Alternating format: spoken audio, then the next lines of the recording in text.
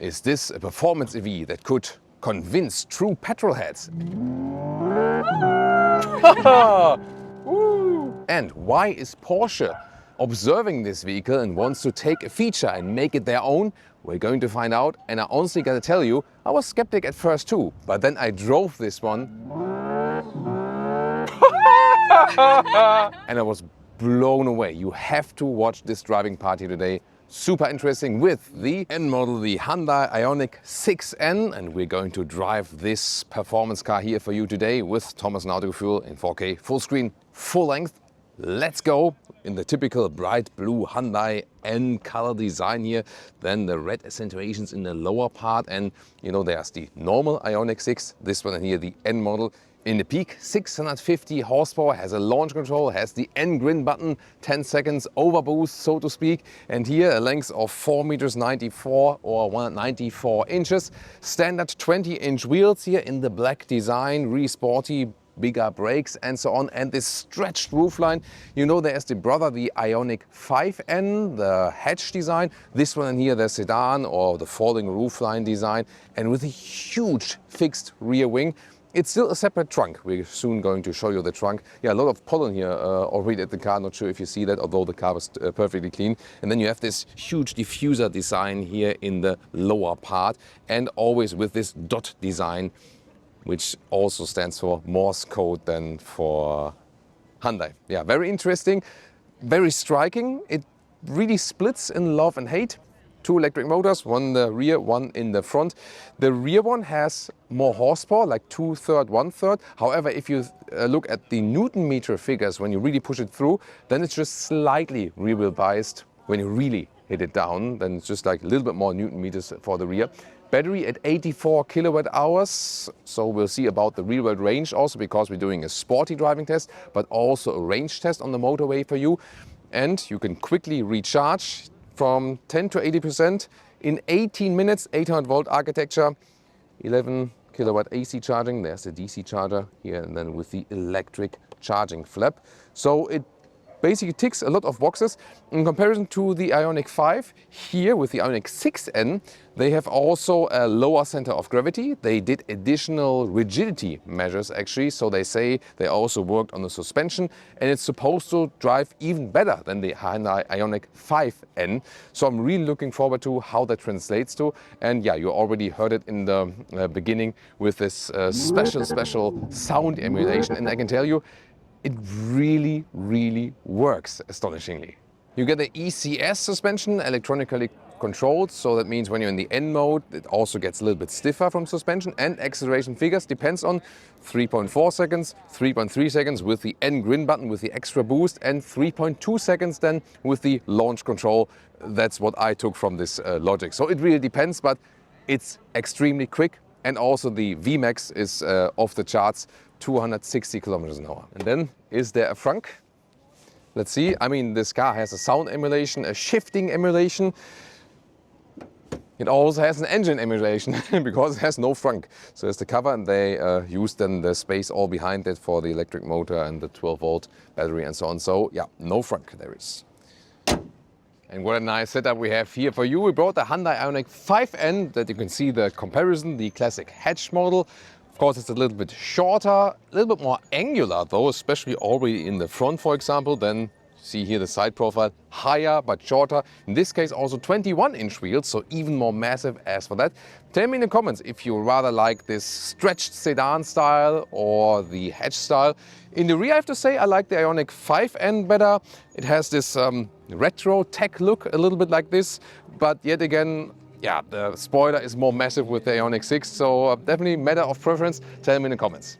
Oh, at the moment I see some stars, because Leah has an umbrella, because it started to rain now a little bit, and then when I got up, I got hit with the umbrella, so I see some beautiful stars now.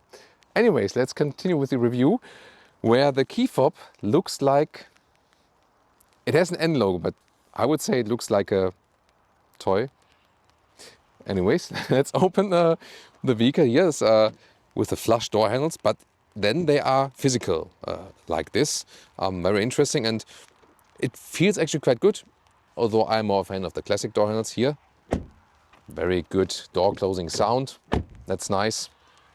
And let's see, inside of the doors is all clean. It's also soft touch here, then microfiber, and this is basically all the grab handle, how you close the door, because the window levers are on the inside. So here's everything clean, good quality also here behind, for example, the handle. Just the lower part is very slim and also hard pack. Then here checkered flag, entry badge, and a nice N floor mat, so that looks fancy. And here also checkered flag for the pedal design here, left for your feet, and also the pedals itself, checkered flag design. Then these special sports bucket seats. Base would be fabric on the inside, and optionally you can get microfiber on the inside, and then they are also cooled and heated. You also have a illuminated N badge right there. The only thing I don't understand is microfiber on the inside, and then outside is a mix. Some parts are animal skin, some parts are leatherette, and you don't really know which parts are which. And they could have easily made this car animal free without losing anything, you know. So I think this is like one missed chance. Then here the comfort, to me, they are quite uncomfortable. They are stiff sport seats. Sometimes sport seats are very comfortable as well, but here they hold you tight, great for racing. But when you're tall, they're really not that comfortable long term. So the normal Ioniq 6 model would be more comfortable, definitely. But this one here then, you know, to keep you tight, you know, they're also not that low for bucket seats. They're actually relatively high, I would say, in comparison. Could be worse. The microfiber material, this one is really nice, and the rest of the build quality is really awesome. And there are a lot of fun things to come now. And by the way, another fun thing is when you shut down the vehicle, wait for it. Yeah, like a rockstar, yo. And the headroom here with 1A9, 6'2", still enough headroom left, and well, it's a beautiful covering from the inside. You could also get a panoramic roof for this one, but Hyundai N does not recommend it because of the weight and so on, you know. Welcome here to the cockpit of the Hyundai Ioniq 6N, and very impressive.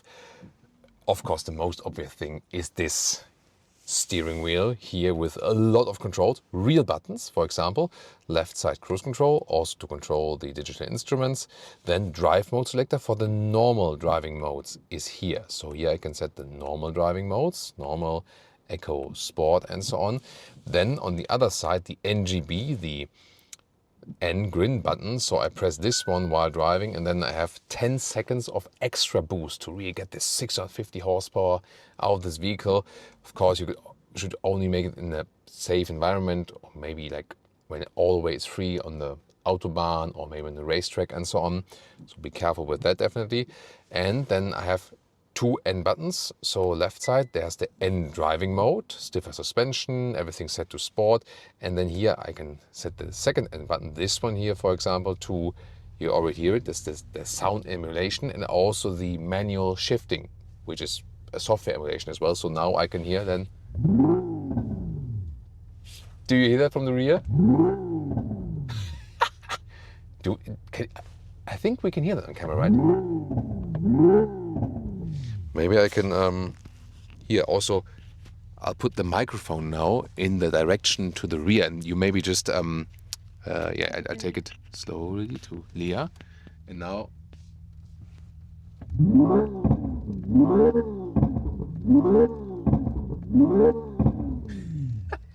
But it's cool. It's funny, but the sound is very well emulated. So, and you'll see how it works in driving very soon. You can also put this sound emulation for the normal driving mode. That is possible. It's not as loud as it is here in the special N mode. Yeah, but you can play around with that a lot. And then in this special manual shifting mode, you can then hear manual shift yourself. Other than that, the shifting pedals are then the recuperation setting, 1, 2, 3, I pedal and so on. This is possible. And then here, this is then for the like putting in the gear, actually the D, N and reverse. And you can see here, when I sit here, for me is a problem, you know, with the knees. So if you're taller and sit more backward, then it's not a problem. If you're not as tall as me, maybe not so, but especially for my size here, I'm really close with my knee here to the gear selector. And also because I don't want to put the steering wheel. Could be higher. Could be, you know, like more, there we go, more in and out, so that's possible actually, but that it doesn't annoy me, I would need to put it too high for driving. So for me it is a problem, but it doesn't mean it's a problem for everyone. Nice that we also have here the bright, like that, I guess, baby blue mark here for the 12 o'clock position. That's pretty cool. There's also a nicely visible head-up display, for example. Wiper selection here with a separate lever, and then 2 times 12.3 inch instruments, and also here the infotainment. I feel they have also made the infotainment a little bit quicker now.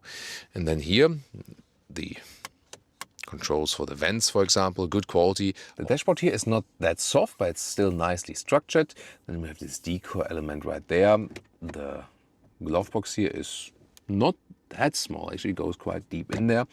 Then we have a button here for the tunes, some hotkeys right there for the volume jog. However, the climate unit itself, that is all digital here, and for the fan speed, it's easily reachable, although I would have preferred it manually. 2 USB-C chargers, even 100 watt. Inductive charging pad is not ventilated though, so the phone does heat there. I love the separate buttons here for seat heating and seat cooling. So this is easy to reach, classic control. Window levers here are on the inside each. And, and you were surprised now. But that keeps the door clean then, so to speak. And then here, cup holders are also in this 2-dot design, adaptive. Underneath this console here, there's also still space. I also took an extra shot of that. So you can also put stuff in there. Microfiber cover here. Oops, bless you. Yeah, you see, it started to rain outside, so we have to be careful about our health as well. Then here, microfiber is nice, but it could be a little bit softer for the elbow. And then underneath there is also more space. So overall, a very attractive cockpit.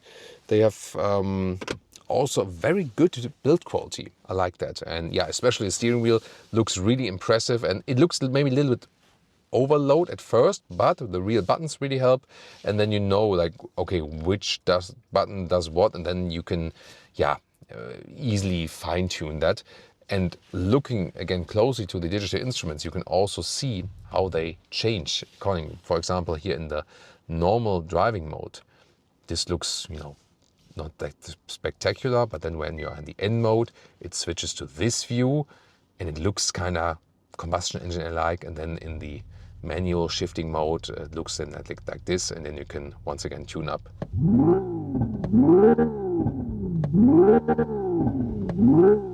Even up to the ref limiter. This is, by the way, when you put the seat all the way backward, then Leah has a lot of space there in the front, when only the front passenger seat is occupied. Actually, she found also here in the front, in the sun blind, is nicely covered with the soft microfiber, so it's also good build quality here. And there, look at that, ta-da! You can also extend that. So they also thought of that. Not many options. Well, the sunroof would be an option, and here the microfiber seats, and that's basically it. Colors, and that's it. Now to the rear seating area here. This is also soft touch at the inside of the doors, and I can show that on the other side. So there's also ambient lighting behind this. Then the microfiber, so it's beautifully done. Then you also have here the seat heating for the rear seats, and this is also with the lamination here in the rear. This is also standard for the Ioniq 6N. And even more so, the build quality is really excellent. Even here, the door handle is nice, and behind that, I can feel it. There's like a metal knurling galvanization behind this handle here. So this is really high class. Just hardback in the lower part, gotta say that. Then you have Isofix outside each, and also have the nice microfiber here on the middle part. This should be all leather red then. And then here, cup holders, they are not adaptive though. You cannot fold the seats from here. We will experience that then in the trunk area, what you can do right there. And you have the even floor here, using that EV platform, of course. 2 USB-C chargers, 100 watt. That is, of course, massively powerful. And we also have a small light in here. Then headroom with 1A9642. I do hit my head when I lean backwards, so I have to lean a little bit forward like this, like a little bit Quasimodo style. So here then with 1A9642, that's okay, but when I lean backward, doesn't really work. It's this, stretched, falling roofline. But look at that, like what the hell? Look at that legroom, So, I mean, these seats here are, in this case, helping because they are kind of, slim. So this massive amounts of legroom. Yes, EV sedan, that's why you see my feet are standing relatively high, and that's why this angle. But it's still fine because I have so much space here. But of course, it would be more comfortable when my feet would be, would be a little bit lower, actually. But since you have much space in the length here, you can somehow arrange yourself. But as we know from EV sedans, is often not that ideal. Let's take it that way. Yeah, so can be better positions, but at least you have a lot of space and the material finish and the quality is really nice. Now the trunk or the boot at 370 liters. Electric hatch here, although it's just a typical sedan opening. This one still fits underneath. And then we have here width of 1.40 meters in this area, and then it gets a little bit closer here, and you can see here there is this additional stability measure, so you can fold the seats 2/3, 1/3. You have to unleash it here basically. And then here the normal length is about 1.10 meters, 43 inches, and then, well, here in this area you can load something through from IKEA or something like that. So, and then it's hard to see. Then like, there we go to the seat as we were driving. Yeah, wow, almost a full ruler. So there's like 1.95 meters or 77 inches. So it's a very, very long car, definitely. The only limitation here, of course, the height, which is at 18 centimeters. No, sorry, about 17.5 inches or 44 centimeters. Underneath here, there's just, not much space, not much to see right here. So yeah, definitely here the limitation there, the Ioniq 5N would be more practical, but it's a super long one, and yeah, impressive here in this orange design here for the rigidity measures, definitely. All right, let's start driving the Ioniq 6N, and here in the normal mode, everything's smooth, everything's silent, but N mode, and then the special button here for the second N button for the sound emulation, and I also have the manual shifting. Let's see how much fun that is and if this is something for petrol heads. Let's go. Leah just wanted to fix her hair. No, you can't do that. Wow, that's something. So you might understand now why Porsche has been getting one of these cars and was taking a deep look into that. Not sure, did you hear on camera? It's like we have this exhaust plop from the plop plop plop from the rear.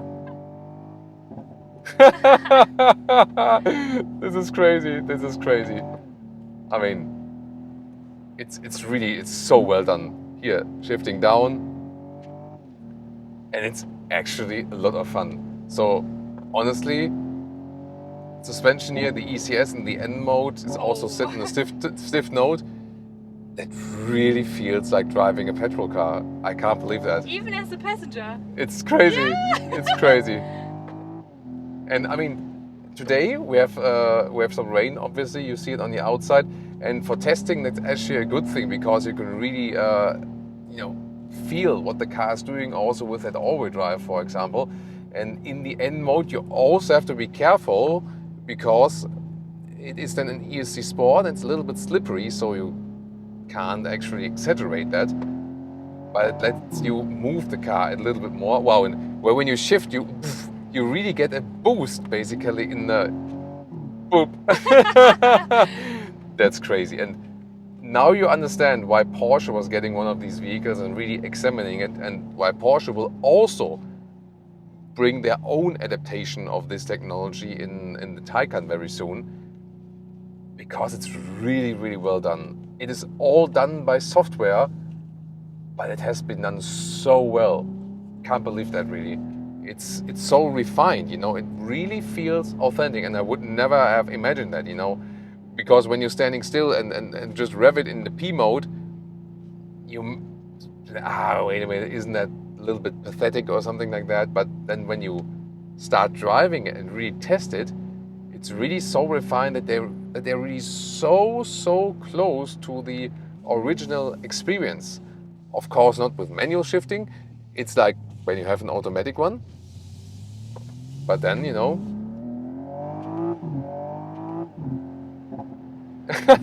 And you let go of the throttle and you have it plop, plop, plop, plop, plop from the exhaust.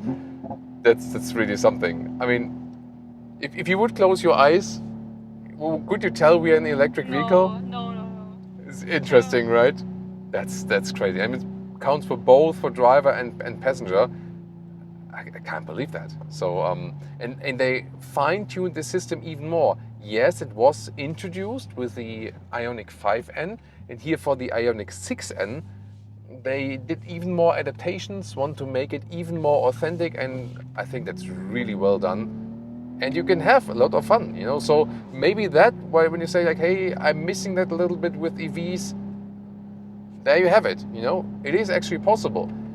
It's maybe not something you would use on every single day, every single road you drive. You could, you know, but even if you don't, at least you have the possibility to do so, you know. So, and the sound is actually not pathetic, because in a lot of emulations, hey, even in some combustion engines, the artificial sound sometimes sounds pathetic, but here it doesn't, you know. It really sounds authentic, it feels authentic.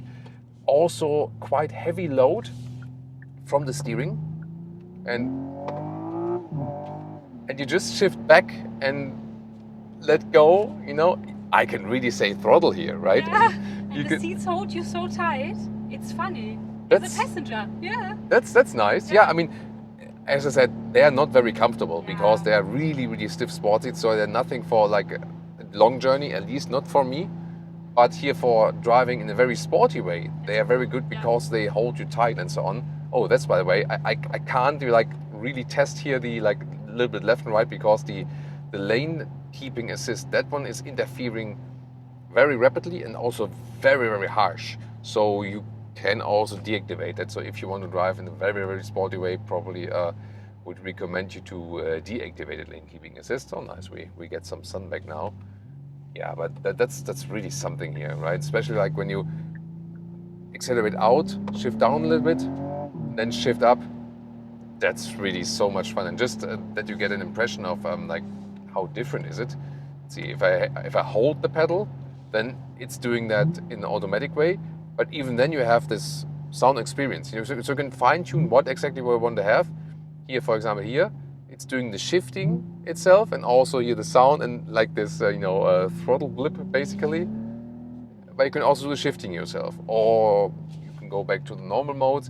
You can even have this sound emulation in the normal driving mode, so it's not 100% bound to the N mode. You can also just drive normally and have that. It's all possible, whatever you want to have, you know. Let's test some. Does it have a launch control? It does also have a launch control, yes. Leah is asking for a friend, I guess. So what we can do safely here is to take like some 40 to 80. Let's go.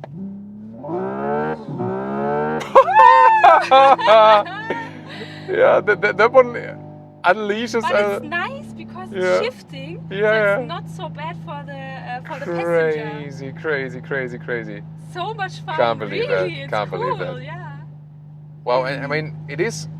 Maybe we need that. That's our fun car, maybe. Yeah. I mean, it is loose, but it's also fun, and that's the thing, you know. You're still in control here with the EC Sport. Of course, again, I do not recommend doing anything of that. What I do here when it's a little bit wet, should be very careful with that. But I think they have found a very nice mix, and that's really like when you really pin it down, it unleashes like one more step of this sound emulation.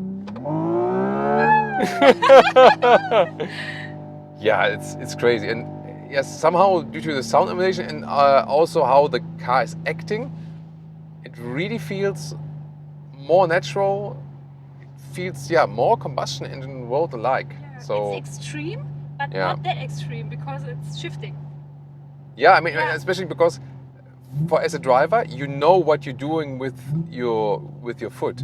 You know, I hear the sound, so it's a little bit, Yeah, especially for passengers, it's really helpful to actually get a sense of experience, like what is that guy doing at the steering wheel and with the throttle and so on, and you have then the sense, okay, that's what's happening, and this is helping the passengers a lot actually. Here the suspension, by the way, is very stiff, especially when you have set it to the N mode, but you feel that it's a good stiff suspension. So it's not, I mean, some suspensions are just super rough and that's it, but this one is sporty and good. You feel that, and you can also go back, for example, to the normal driving modes, have eco, normal, and sport, and you can also go back here. Whoa! Silence. You can do that at any time, and then the suspension here is also a little bit softer, more forgiving. That's better than for long-term driving and so on. Such a difference, right? That's just crazy. That's crazy. And that's also what I say about, like, the suspension is sporty, but it's good, and it's not just stiff and rough. So you feel you have also the 20-inch wheels mounted here, yeah, but even here in the very normal mode, you can drive it very well, and it is a sporty ride, but it's at the same time also a very smooth ride. And that's what I love about this car, because we were discussing about pricing and that it's half the price in comparison to a Taycan GTS. But then, of course, the Porsche has options, and this one is full spec, and you don't need any options, maybe one or two options, and that's it.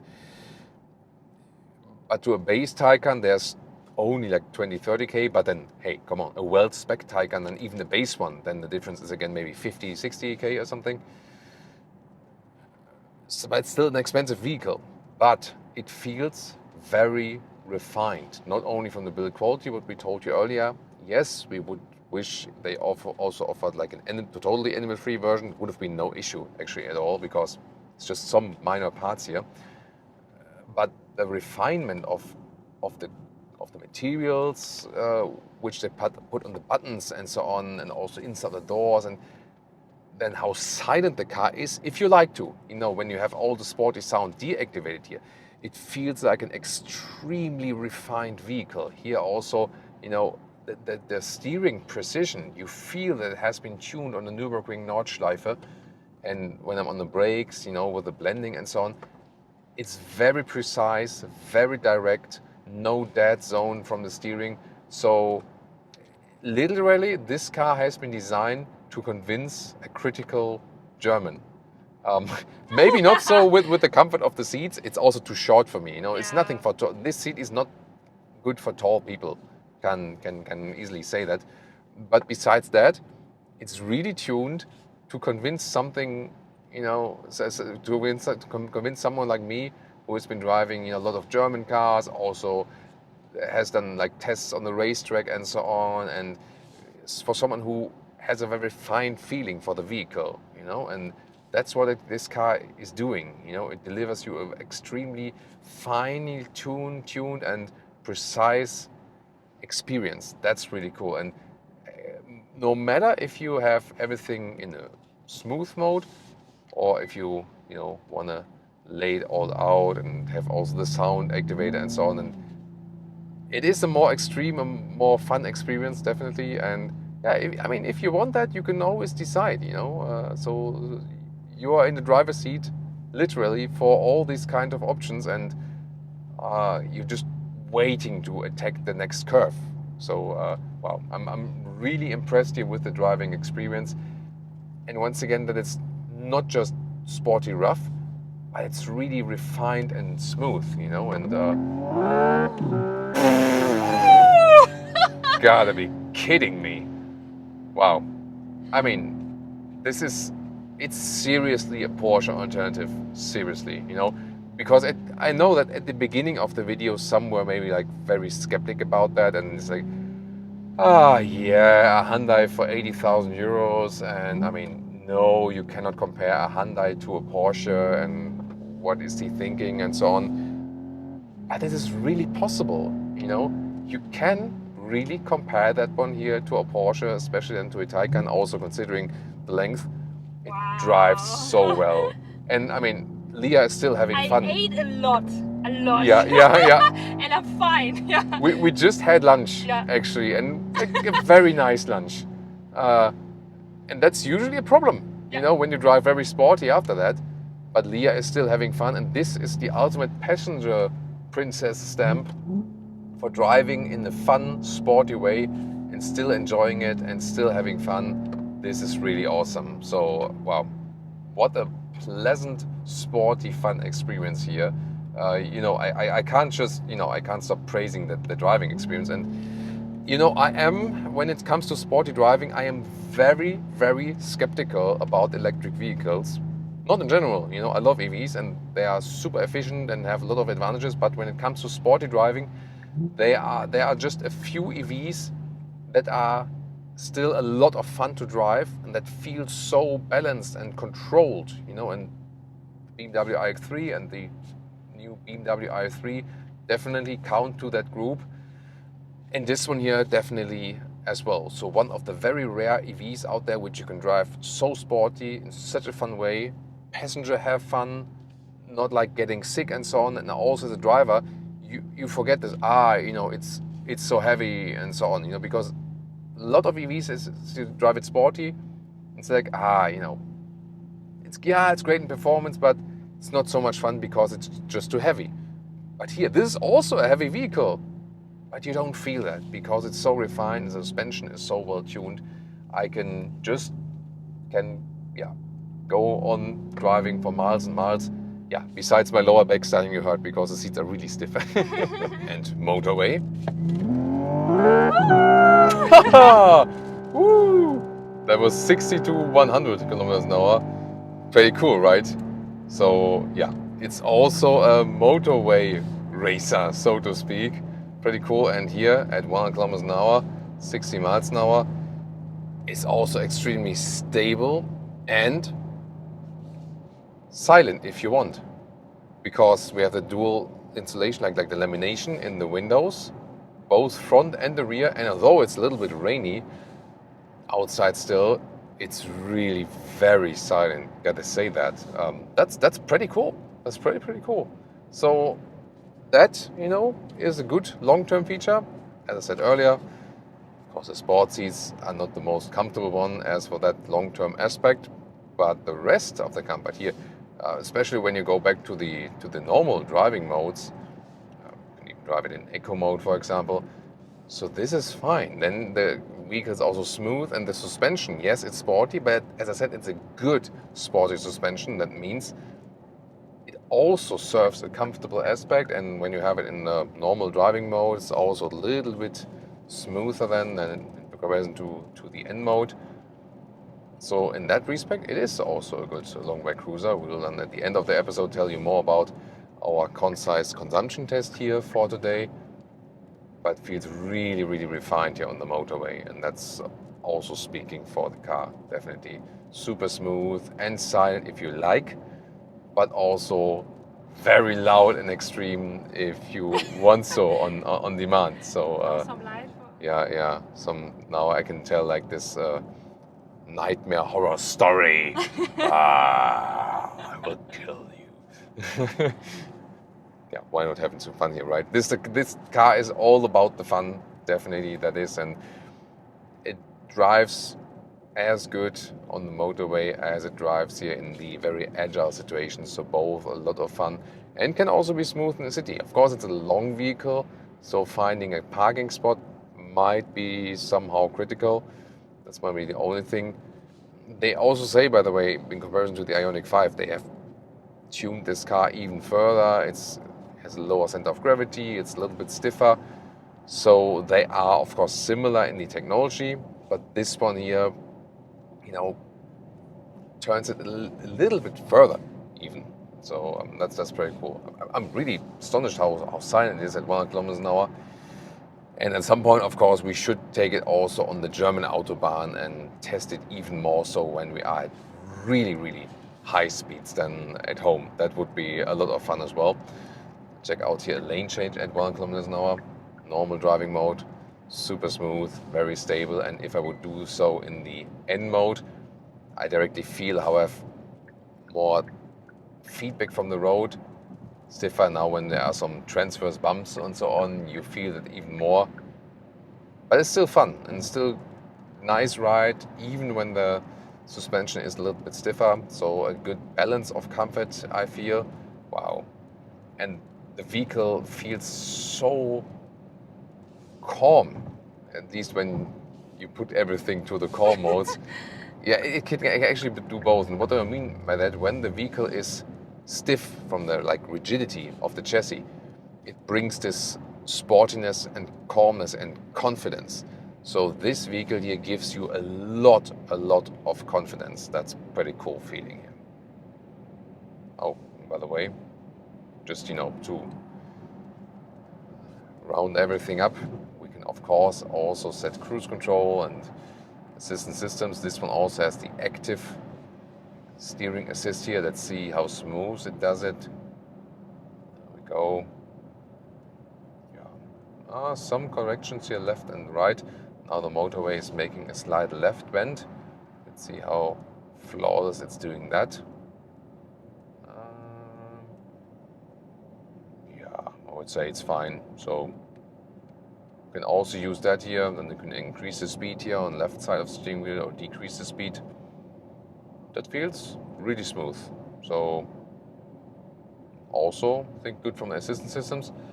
Blind spot monitor is there as well. There's a red triangle in the side mirrors.